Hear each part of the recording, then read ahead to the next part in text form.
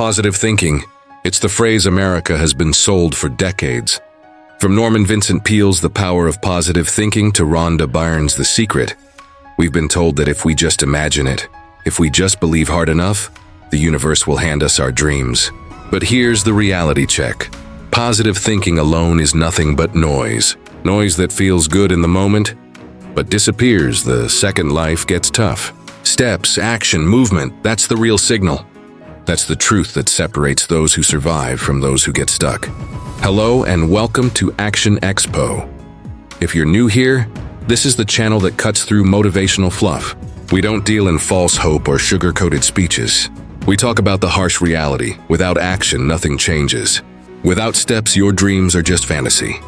So hit subscribe if you're ready for the truth, because today we're breaking down the dangerous lie of positive thinking. Let's be real. Positive thinking has made millions for authors, coaches, and motivational speakers. Napoleon Hill told us in Think and Grow Rich that thoughts are things. Rhonda Byrne told us the universe would answer if we simply asked with belief. Tony Robbins built an empire telling people to visualize their best life. And Americans ate it up because it feels good. It feels empowering. It makes us believe change is easy. But stop and look around. If positive thinking alone worked, this country would be overflowing with millionaires. Everyone with a vision board on their wall would be living in mansions. Every person repeating affirmations in the mirror would be debt-free. But that's not the reality. The reality is that thinking positive without steps leads to nothing. It's like buying a ticket to a concert that never happens. You're left waiting in silence with nothing to show. Here's a story to set the stage. A man in Chicago read every positive thinking book he could find. He filled notebooks with affirmations. He told himself every day, "I will be rich, I will succeed, I will have freedom." And for a while, he felt unstoppable. But year after year, nothing happened. Why? Because he never took the steps. He never built the skills, never put in the hours, never failed and learned. Meanwhile, another man across town didn't care about positive thinking. He cared about progress. He took action even when it was messy. He worked 2 jobs, learned marketing online, built a small business, and within 5 years, his life had transformed. Positive thinking gave one man noise. Steps gave the other man results, and that's the difference. The world doesn't reward the person who feels positive. It rewards the person who acts. The universe doesn't cut you a break because you thought happy thoughts. It moves for the person who moved first. Motivational authors love to sell the illusion that the mind is enough. But in America, where survival is real and competition is fierce, the only thing that counts is what you do. Positive thinking is one of the biggest exports of American self-help culture. Since the 1950s, Norman Vincent Peale's The Power of Positive Thinking has been sitting on bookshelves in every home and office across the country. It told generations of Americans that the right mindset could change their lives. And decades later, Rhonda Byrne's The Secret brought the same message back, packaged with new age language about vibrations and the law of attraction. Millions of people bought into the idea that thoughts alone could bend reality. But here's the question nobody asked. If that worked, why are so many people still broke? Why are people drowning in debt, struggling to pay rent, hustling paycheck to paycheck, all while holding on to these teachings? The answer is simple. Because positive thinking is not a plan. It's a feeling. It's entertainment for the mind. And feelings don't build survival. Steps do. Think about how this plays out in real life. Someone in New York reads Napoleon Hill and tells themselves, "I'm going to be wealthy." They start their mornings with affirmations, maybe even a vision board. But instead of taking a class to build new skills, instead of starting a side hustle, instead of risking rejection to learn sales, they sit and wait. They wait for the universe to reward their positive energy. Meanwhile, across the same city, someone else doesn't care about energy or visualization. They care about rent. They care about survival. So they take on 2 jobs, invest their small savings in a skill like coding or design, fail a few times, but keep moving. 5 years later, one has progress, the other has positive thoughts.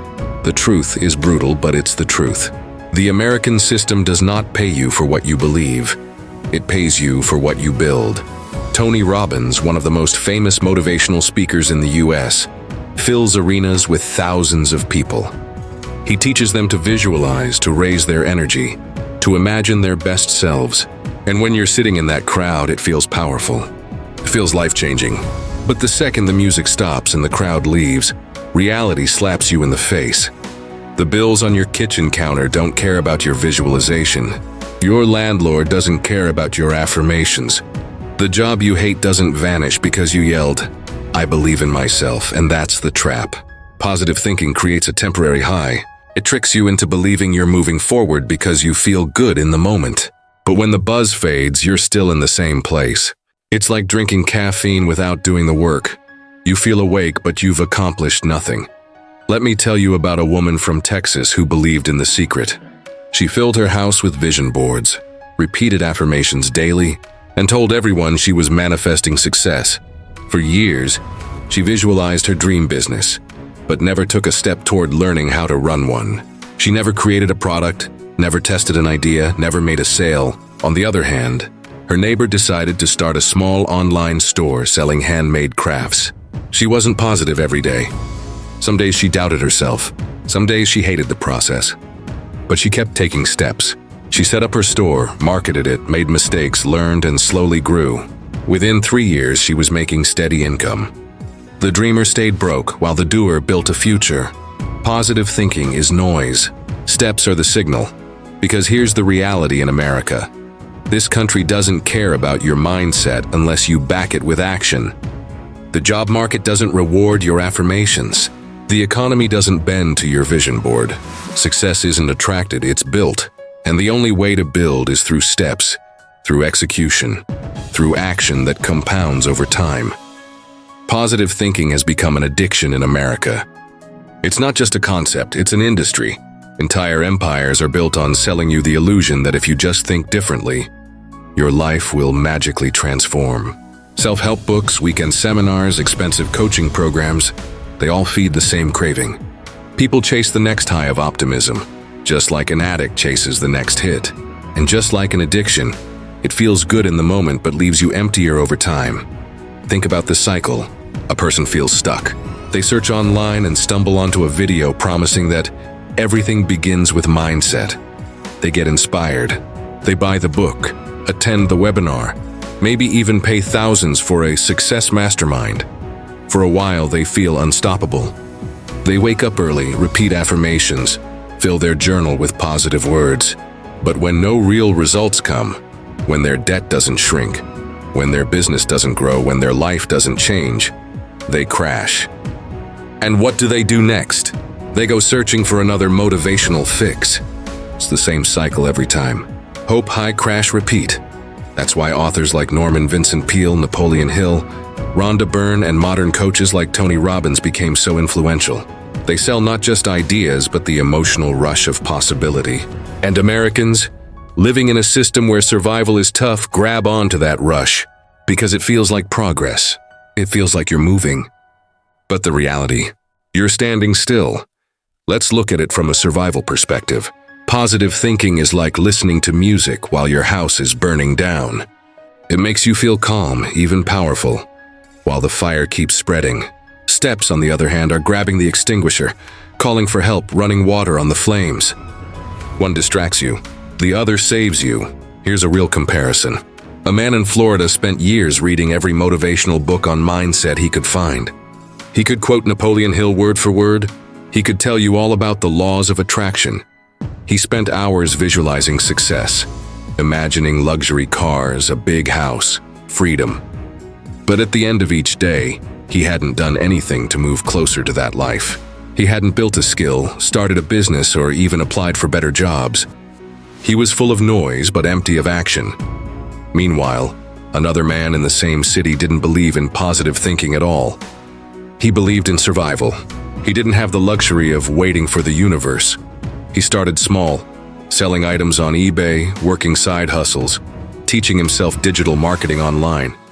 It wasn't glamorous. It wasn't Instagram-worthy, but it was action. And over time, those small actions built a foundation.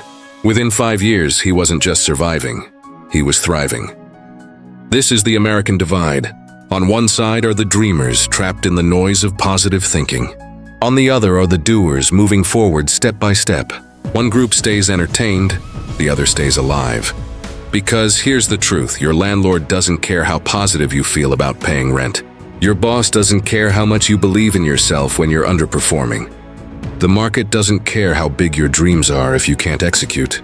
Survival in this country only rewards those who take the steps, no matter how small, no matter how imperfect. Positive thinking sells you comfort. Steps build you survival. Positive thinking numbs your urgency. Steps sharpen your reality. Positive thinking whispers, someday. Steps shout, today. And if you've been stuck in the cycle, reading, visualizing, manifesting, while your life hasn't moved forward, it's not because you're broken. It's because you've been fed noise. What you need is the signal. What you need are steps. Here's the wake-up call. Positive thinking is one of the biggest distractions America has ever sold. It's packaged as hope, but in reality, it keeps people trapped in the same cycle. Dreaming, visualizing, affirming, without ever building. And while one half of the country is stuck in that loop, the other half is moving. The movers, the doers, the ones who don't wait for perfect mindset. They're taking the opportunities, the money, the freedom. They're turning steps into survival, survival into stability, and stability into success. If you've been stuck in the noise, ask yourself, how much time have you lost already? How many years have you spent reading about positive energy without making any progress? How many mornings did you repeat affirmations, only to come home at night to the same problems, the same bills, the same frustration? Positive thinking can't erase debt. It can't build skills. It can't put food on the table. Only steps can look around your life. Everything you have right now is not the product of what you thought. It's the product of what you did. The clothes you're wearing, the job you have, the skills you've built, the relationships you've kept, these came from steps. Even the struggles in your life came from actions taken or actions avoided. That's proof that steps, not thoughts, shape reality. Here's a story that might sound familiar. A woman in California dreamed of being a fitness coach. She read every book on positive thinking. She posted affirmations on her wall, told her friends she was manifesting clients, and even believed the universe was lining up opportunities for her. But she never built a program, never marketed herself, never took the small steps needed to start. Years later, she was still waiting for her big break. Meanwhile, another woman with the same dream didn't wait for mindset perfection. She recorded workout videos on her phone, offered free sessions at first, made mistakes, but kept going. Within a few years, she built a business. The difference wasn't belief. The difference was steps, and that's where so many Americans are losing. They've confused the entertainment of positive thinking with the discipline of survival. And survival doesn't care about your mindset. It only cares about your movement. The American dream was never built on thoughts alone. Immigrants who came here didn't survive by sitting in their homes thinking positive thoughts. They worked long hours, built communities, started businesses. Every success story you admire is grounded in steps. The books, the speeches, the affirmations, they make for great entertainment, but they don't build the dream. So here's your choice. Keep buying into the noise or finally tune into the signal. Keep feeding yourself affirmations or start feeding yourself results. Keep saying someday or finally move today because the clock is ticking. Every day you delay is another day lost to the noise. And in this country, wasted time is the most expensive cost you'll ever pay. Positive thinking will leave you stuck. Steps will set you free. Positive thinking makes you feel like you're winning while you're losing. Steps make you win, even when you feel like losing. Positive thinking is a comfort blanket. Steps are the battle armor. So which one are you going to choose? Because the truth is simple. In America, survival doesn't care about your affirmations. It only cares about your actions. And if you want more than survival, if you want freedom, wealth, success, and real change, you have to start with steps. Not tomorrow, not someday, today.